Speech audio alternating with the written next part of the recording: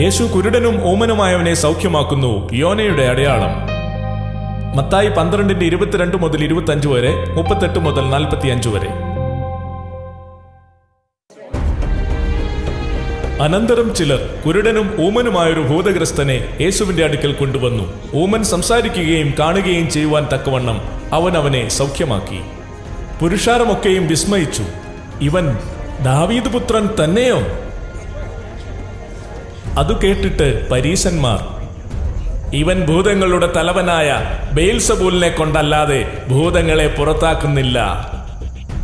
അവൻ അവരുടെ നിരൂപണമറിഞ്ഞ് അവരോട് പറഞ്ഞത്, ഒരു രാജ്യം തന്നിൽ തന്നെ ഛിദ്രിച്ചുവെങ്കിൽ ശൂന്യമാകും. ഒരു പട്ടണമോ ഗ്രഹമോ തന്നിൽ തന്നെ ഛിദ്രിച്ചുവെങ്കിൽ നിലനിൽക്കുകയില്ല.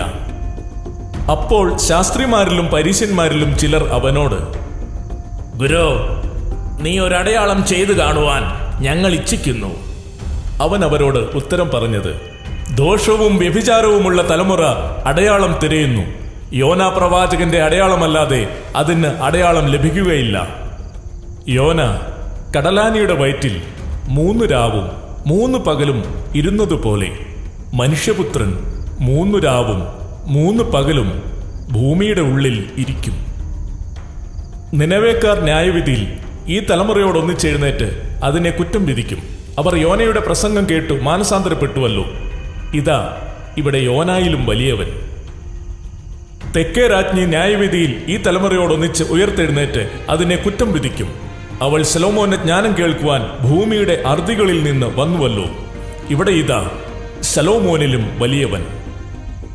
അശുദ്ധാത്മാവ് ഒരു മനുഷ്യനെ വിട്ട് പുറപ്പെട്ട ശേഷം നീരില്ലാത്ത സ്ഥലങ്ങളിൽ കൂടി തണുപ്പ് അന്വേഷിച്ചുകൊണ്ട് സഞ്ചരിക്കുന്നു, കണ്ടെത്തുന്നില്ല താനും. ഞാൻ പുറപ്പെട്ടു പോന്ന എന്റെ വീട്ടിലേക്ക് മടങ്ങിച്ചെല്ലുമെന്ന് അവൻ പറയുന്നു. ഉടനെ വന്ന് അത് ഒഴിഞ്ഞതും അടിച്ചുവാരി അലങ്കരിച്ചതുമായി കാണുന്നു. പിന്നെ അവൻ പുറപ്പെട്ട് തന്നിലും ദുഷ്ടതയേറിയ വേറെ 7 ആത്മാക്കളെ കൂട്ടിക്കൊണ്ടുവരുന്നു. അവരും അവിടെ കയറിപ്പാർക്കുന്നു.